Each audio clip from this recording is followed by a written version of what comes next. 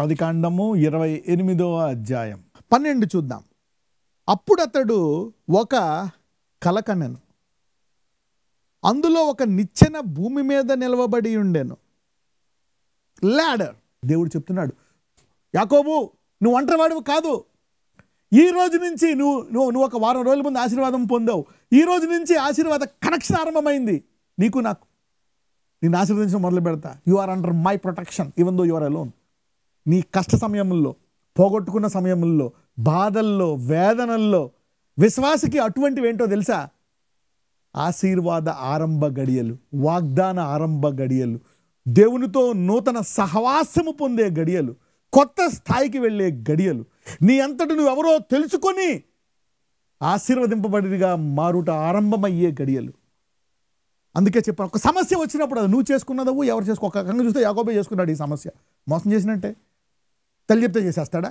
చేయకూడదు.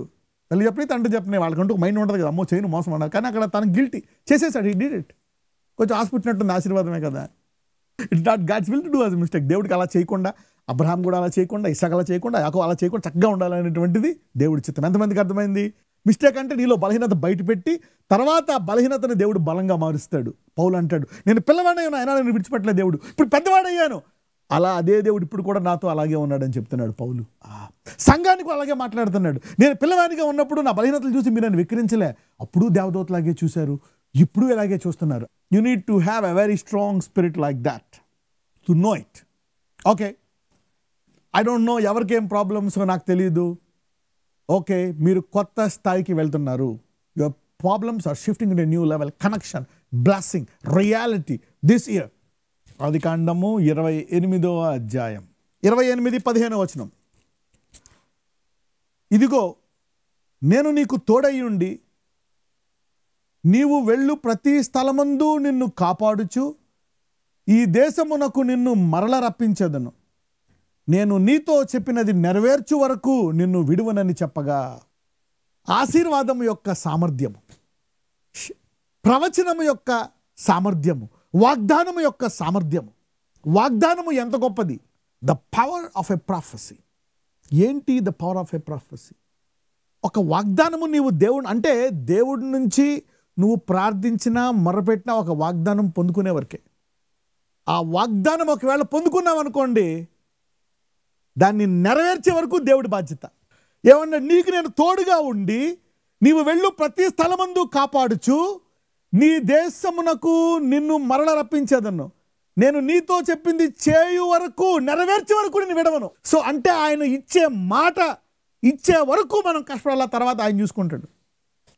I don't know what prophecies you got. మీకు ఏమేమి ప్రవచనాలు దేవుడు ఇచ్చాడో, నా ద్వారా ఇచ్చాడు, వేరే దైవజనుల ద్వారా ఇచ్చాడు. ఒకసారి అది నిజమని తెలిసి నీకు వచ్చిన తర్వాత, అందుకే ఇప్పుడు దేవుడు నేను ఏదైనా చేసే ముందు నీ నుంచి కొన్ని కార్యాలు చేసి రుజువుపరుస్తాడు. Okay, he will approve you in to the market place. So if you are called as a prophet, ఒకవేళ నేను ప్రవక్తగా పిలుస్తున్నాడు అనుకోండి, wait till God gives you a brand. Okay, ఎంతమందికి అర్థమవుతుంది నేను చెప్పింది? అలాంటి లేదా యూ షుడ్ ప్రూవ్ ఇట్. లేదా ఇంకోటి ఎలా ఉంటుంది తెలుసా? లేదంటే ఇప్పుడు చూడండి, కొర్నేలికి దేవుడు ఏం చెప్పాడు? గాడ్ టోల్డ్ కొర్నేలి, look there is one man called Peter, go. అలాగా. So God should tell you one day before. దేవుడు ఒకరోజు ముందు చెప్తాడు, ఇదిగో ఒక ప్రవక్త ఉంటాడు, ఆయన పేరు ఇది, గడ్డ మీద వెళ్ళి ఆయన కలు నీకు ప్రవచనం చెప్తాడు, అది నీ వాగ్దానం. ఎంతమందికి అర్థమైంది ఇది? లేదా ఇలా చూడాలా? You know God uses brands. యోహాన్ని అడవిలో దేవుడు తయారు చేశాడు. తయారు చేసిన తర్వాత అప్పుడు అతను చెప్తాడు యేసే దేవుడు అని. అందరూ యోహాన్ని నమ్ముతారు. కానీ ఒక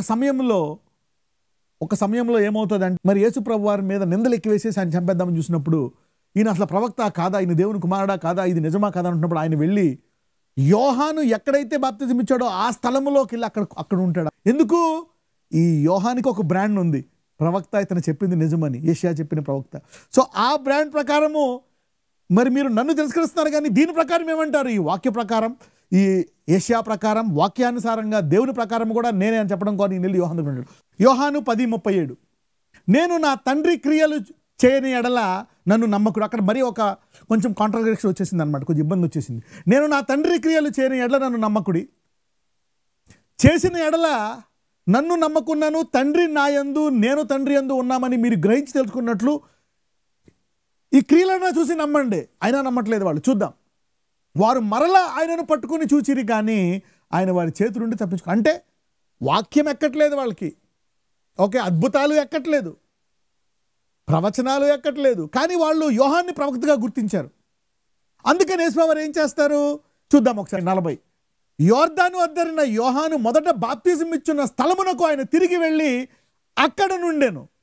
ఎందుకు చూద్దాం. 41 అనేకులు ఆయన యొద్దకు వచ్చి యోహాను ఏ సూచక్రియను చేయలేదు కానీ ఈయన గూర్చి యోహాను చెప్పిన సంగతులన్నీ సత్యము. Brand of Yohan. People accepted that brand. 42 అక్కడ అనేకులు ఆయన యందు విశ్వాసం ఉంచిరి. సో జీసస్ ఇక్కడ అద్భుతాలు పనిచేయలేదు, ఏం పనిచేయదు, కానీ ఒక వాక్యం ద్వారా ఒక బ్రాండ్ పనిచేసింది. ఇదిగో నేను నీకు ముందు అసలు యాక్చువల్గా యేసుప్రభువు వారికి యోహాను సాక్ష్యం కావాలా? అవసరం లేదు. అంతకంటే గొప్ప సాక్ష్యం ఉంది. ఆయన నీటితో బాప్తిజం ఇచ్చాడు, ఈయన పరిశుద్ధాత్మతో బాప్తిజం ఇచ్చాడు. నేను ఆయన చెప్పులు వారు ఇప్పడానికి అర్హుడు కాదు అంటాడు యోహాను. But see the brand, how many of you getting it? I'm giving you some wisdom. So నా అందుకే అప్పుడప్పుడు నువ్వు కనిపెట్టాలి. When you wait, God is preparing a brand to you as a man of God, women of God. చూడండి, you cannot become engineer అవ్వలేవు. నువ్వు MPC తీసుకోవాలా, 2 ఏళ్ళు చదవాలా, తర్వాత 4 ఏళ్ళు చదవాలా, 6 ఏళ్ళు ఓపిక పడితే ఇంజనీర్ అవుతావు. ఇంకా సూపర్ అవ్వాలంటే ఎంటెక్ చేయాలా. Okay, so it is 8 years patience to get a brand called BTech. ఒకవేళ ఎంబీబీఎస్ అన్నావు అనుకోండి, ఇంకేసుకో, నీ ఇష్టం. Patience will give you a brand.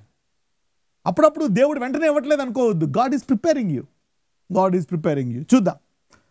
నేను నీతో చెప్పున్నది నెరవేరే వరకు నిన్ను విడువనని చెప్పగా, అంటే ఈరోజు ఎవరెవరు వింటున్నారో ఈ వాక్యము, మీరందరూ అబ్రహాం ఆశీర్వాదంతో దీవింపబడిన గాక. I prophesy the blessing of Abraham. So God is, అయితే దేవుడు మిమ్మల్ని నెరవేరే వరకు మిమ్మల్ని విడిచిపెట్టాడు. God will not leave you. Alright, you see now. నేను నీకు తోడయి ఉండి, అసలు ఇదే ఒక పెద్ద మిరకల్. నేను నీకు తోడయి ఉండి. ఇమాన్యుయల్ అంటే ఏంటి? నీకు మరి కన్యక గర్భవతి ధరించి కుమారుడు పుడతాడు, అతనికి ఏం పేరు పెడతారు? యేసు. కరెక్టే. ఇంకో పేరు కూడా ఉంది, ఇమ్మాన్యుయల్. ఇమ్మాన్యుయల్ అంటే గాడ్ విత్ అస్, దేవుడు మనకు తోడుగా ఉన్నాడు.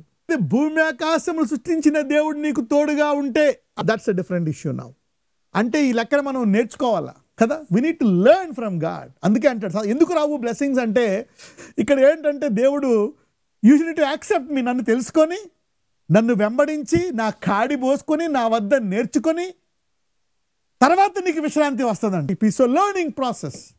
అందుకే నేర్చుకోవడం అనేది చాలా ప్రాముఖ్యం దేవుని రాజ్యంలో. అప్పుడే మనకి ఏదైనా అవుతుంది. Learning learning learning. You need to take enough time to learn. మంచి సమయం తీసుకొని చదివినప్పుడు దేవుడు మిమ్మల్ని, మరి దేవుడు మీకు తోడుగా ఉండి నీకు వెళ్ళు ప్రతి స్థలమందు నిన్ను కాపాడుచు. ఇంతకంటే చూడండి, ఈ ఆశీర్వాదము ఏబేలుకు ఉందా? ఏబేలుకు లేదు. ఒకవేళ ఏబేలుకు ఉండుంటే అక్కడ కయ్యూను కత్తి పట్టుకొని వెళ్ళినప్పుడు ఏం చేస్తాడు దేవుడు? ఇక్కడ నేను ఉండడానికి చంపడానికి వీల్లేదు అంటాడు. కానీ అలాగని భూమి దాని సంపూర్ణత యెహోవాది. అదేంటది? భూమి దేవుడిదే, కానీ ప్రతి చోట నేను ఉంటా అంటే ఏంటి? అంటే భూమి అయిందే, ఆయన కొన్ని చోట్ల ఉండడు, కొన్ని చోట్ల ఉంటాడు. ఏంటిది? సో దెర్ ఈజ్, దావీదు అంటాడు, నేను ఎక్కడికి పారిపోతాను, ఎక్కడైనా నువ్వు ఉంటావు అంటాడు. మరి ఇక్కడ దేవుడేమో నేను లేకపోతే నువ్వు చనిపోతావు అంటాడు. నేను ఉంటే నేను నీకు కాపుదల అంటాడు. So there are 2 presence. One is the general presence, another is an intimate relationship presence. The general presence అంటే ఏంటి? ఒక ఊపిరి పిలుచుకుంటావు, అన్నం తింటావు, ఈ దేవుడు లేడన్నా సరే బతుకుతావు ఈ భూమి మీద. General presence. కానీ ఈ దేవుడిని అంగీకరిస్తే you will have a special presence. Secret place అంటాడు, ఎ స్పెషల్ ప్రజెన్స్. ఈ రోజు నుంచి మీరు అందరూ ప్రత్యేకమైన ఆ ప్రజెన్స్లోకి, ఆ సన్నిధిలోకి వెళుదురుగాక. భూమంతా దేవుని సన్నిధే. ఆయనతో సహవాసం చేసిన వాళ్ళకి మరి ప్రత్యేక సన్నిధి ఉంటుందంట. ఎవరికైనా అర్థమైందా? Anybody got the difference between the 2 presence? ఈ 2 రకాల సన్నిధులు అర్థమయ్యాయా? దావీదు అంటాడు, ఎక్కడైనా నువ్వు ఉంటావయ్యా. మళ్ళీ యెహోవా నా కాపరి, నాకు లేం లేదంటాడు. అంటే ఏంటి? అన్ని చోట్ల ఉంటాడు, మళ్ళీ కాపరే లేం లేదేంటి? లోయలో ఉన్నప్పుడు నాకు తోడుగా ఉంటామండి. అదేంటిది? అగాధ లోయలో ఉన్నప్పుడు. మామూలుగా లోయలో ఉండడా? ఆ లోయలో అనేకులు చనిపోయారు. ఒకవేళ నన్ను వేయండి, నేను చావా అంటున్నాడు, నేను లేవనెత్తాను అంటున్నాడు. You see that now? So దావీదుకి దేవుడికి సంబంధం ఉంది. So there is a relationship presence and a general presence. నువ్వు యేసుని నమ్మితే దేవుని కుమారుడివి, ఇమ్మాన్యుయల్. నీవు కొత్త సన్నిధి, నువ్వు నూతనమైన సన్నిధితో ఆకర్షింపబడతావు. May you all enjoy the Immanuel presence intimately from today. ఈ రోజు నుంచి ఇమ్మాన్యుయల్ లాంటి సన్నిధి లోతైన సహవాసం మీరు అనుభవించుదురుగాక.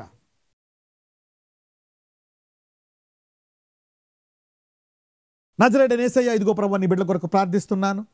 మాతో మాట్లాడావు, మమ్మల్ని బలపరిచావు.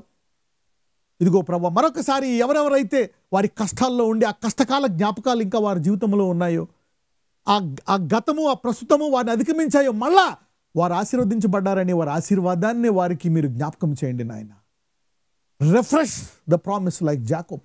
అబ్రహాంకి రిఫ్రెష్ చేసావు, ఇస్సాకుకి రిమైండ్ చేసావు, యాకోబుకి రిమైండ్ చేసావు. అలాగే మా అందరికీ మళ్ళా మా వాగ్దానాలు మాకు జ్ఞాపకం చేసి మమ్మల్ని బలపరిచి అది నువ్వు మాతోటే ఉండేవు, నెరవేర్చే వరకు మాతో ఉంటావనే నమ్మకం మాకు దయచేసి మమ్మల్ని నడిపించమని నజరేయుడైన యేసయ్య ప్రార్థిస్తున్నాము తండ్రి. ఆమెన్.